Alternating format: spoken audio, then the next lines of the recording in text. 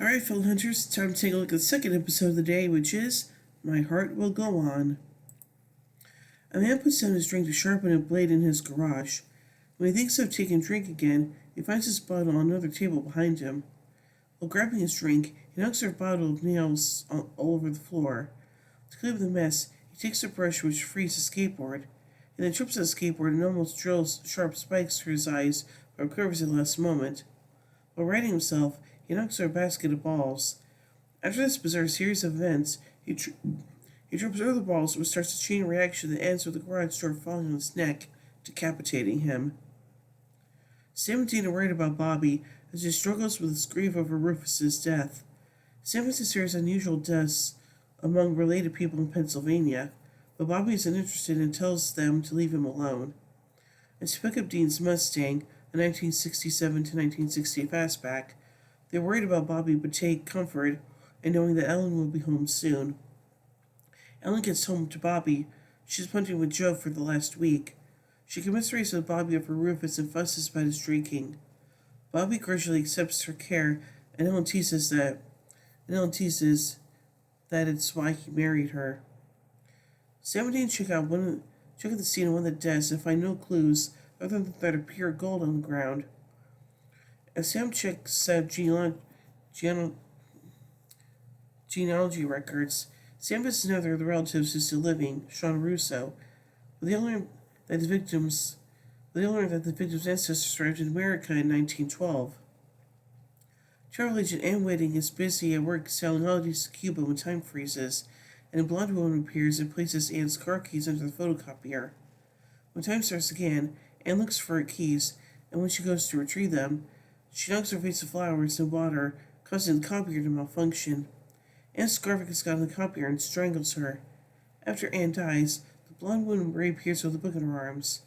She opens it and lists the names, and a thread of gold falls through the bookmark. She crosses Ann's name out and leaves. After the brothers investigate the scene, Dean calls Ellen, who reports that there have been 75 similar deaths nationwide. They all appear to be freak accidents, and gold threads have been found in the scenes. Joe and her crew are looking into a cluster of deaths in California. The only common factor that they found between the victims is that their ancestors all came to America in 1912 on the RMS Titanic, a passenger steamship that none of them have ever heard of. Upon further investigation, Sam finds out that on her maiden voyage across the Atlantic, the Titanic nearly hit an iceberg. Disaster was averted, however, by the brave efforts of the first mate, the suspiciously named I.P. Freely. Sam's with the crew and I.P. Freely is revealed to be the angel Balthazar. The brother Sam and Balthazar claims that he went back in time to stop the Titanic from sinking because he hated the 1997 James Cameron movie and the song made for it, My Heart Will Go On by Celine Dion.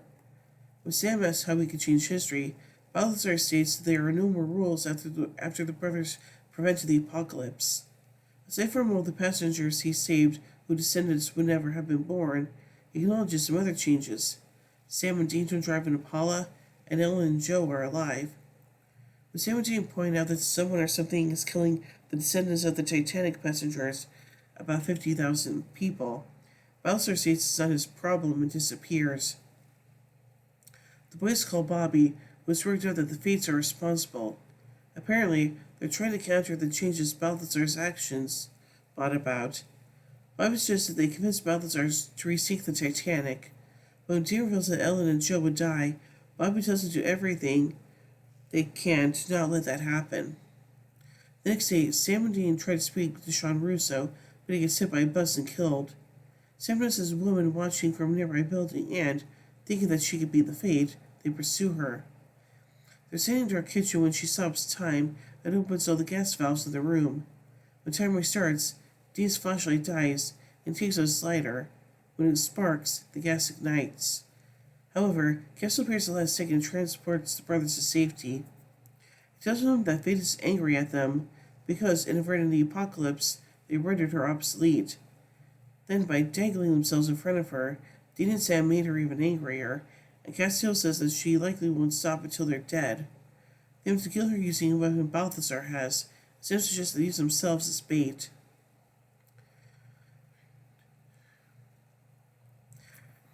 As Ellen tells Bobby that Joe is tracked into the very desk on the west coast, she suggests they need the angels to sink the boat. So Bobby reveals that she and Joe's lives are at stake as well. Ellen, however, is willing to sacrifice her life if that's what it takes. Back in Chester, Sam and Dean walk around town, anxious at the possibility of death at every turn. Finally, a piece of heavy machinery falls from a building, but Castiel stops time before it crushes them. The blonde woman appears and confronts Castiel.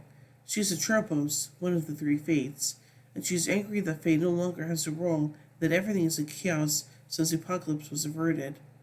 She also accuses Castiel of ordering Balthazar to avert the Titanic disaster so there would be 50,000 new souls in existence that otherwise wouldn't be, and insinuates this is part of his war effort.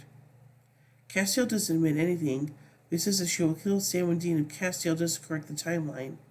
Changing the future is one thing, but changing the past is the last straw. Castiel, in turn, threatens to kill her.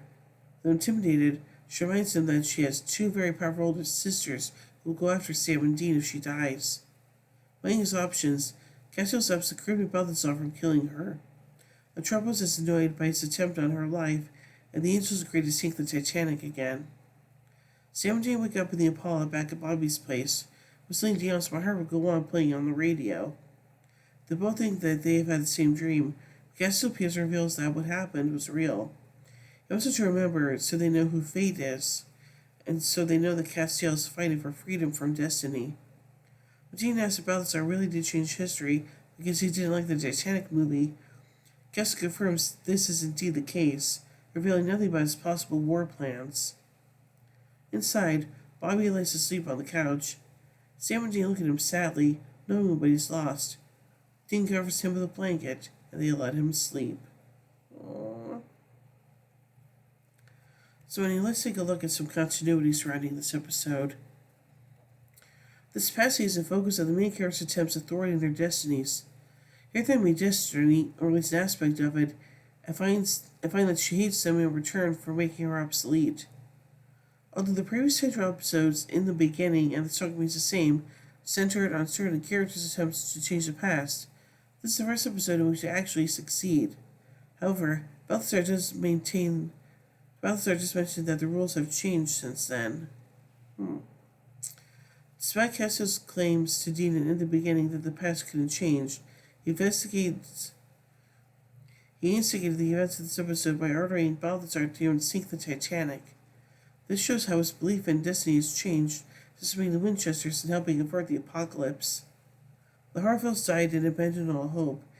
However, the film survived this episode's alternate timeline due to a ripple effect of the sinking of the Titanic. Bobby's grieving over Rufus's death at his own hand from the previous episode. In 99 Problems, Dean said, since the angels got only the lifeboats from the Titanic. Ironically, in this episode, the Winchesters encountered a solution where the angels actually scuttled the Titanic. And now let's take a look at some trivia from this episode. Castiel used the following abilities in the episode: possession, chronokinesis, time travel, teleportation, and supernatural perception. This episode is a reference to the song of the same name by Celine Dion. It's also the theme of the epic 1997 film Titanic. Balthazar claims to change history specifically so it would be created. However, it's not enough to say the truth about his dislike of Celine Dion, as the rumors are that Balthazar saved the Titanic with help Castiel in their war. Sam made a reference to the film The Butterfly Effect. It was also revealed that Dean and Balthazar both disliked the actor Ashton Kutcher.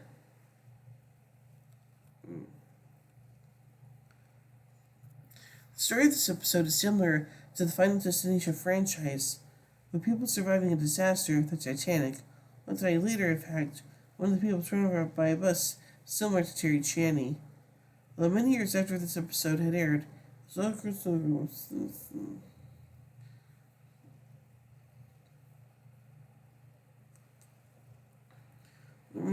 this episode, it had a similar premise to Final Destination Bloodlines. Both plots consisting of young groups surviving natural disaster meant to kill them, only for both of them and their descendants to die at a later date an effort to restore the natural order of things. This episode was originally set between Frontierland and Mommy Dearest. Her Go On was aired before Frontierland because of the amount of post-production required for the latter.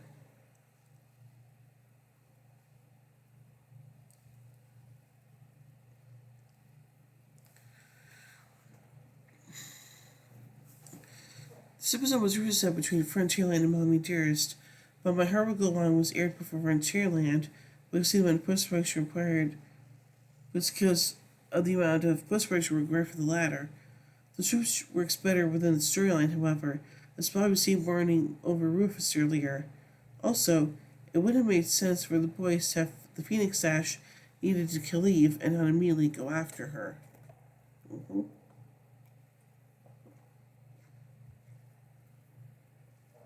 Sorry. This episode aired on April 15th, 2011, the 99th anniversary of the sinking of the Titanic. A dog appeared barking at Bobby's house, implying that in this timeline Meg did not kill his dog, Rumsfeld, in Devil's Trap.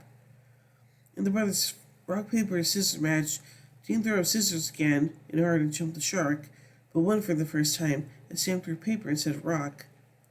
Sam's look of surprise suggests that in this timeline, Dean usually throws rock. In this reality, the brothers drive a Mustang outfitted with the Royal Kansas license plate rather than the Impala. Eric Kirby's original vision for the car the brothers would drive was a 1965 Mustang, but Amber persuaded him to use an Impala instead because it looks more intimidating. The Mustang shown in this episode is not 1965, however. It's a 1967 to 68 fastback. The newspaper article that shows Sam shows Dean Bobby's kitchen, titled "3 Chester, Pennsylvania Family Members Died Within the Same Week," shows a byline crediting Robert Leader. Robert Leader was an assistant art director on Supernatural from 2005 to 2015. When they first mentioned the name of the ship Titanic, Sam and Dean were in the White Star Motel, and the ship was owned by the White Star Line. When the same original timeline Bobby's place is called Singer Salvage Yard. This time it's called B&E Salvage Yard due to his marriage to Ellen. And then finally, let's take a look at Goof. At the end of the episode, Castiel's tie is backward.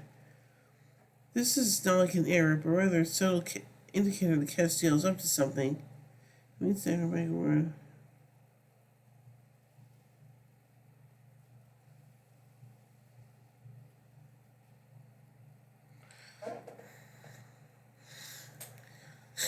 Yeah. At the end of the episode, Castiel's tie is backward.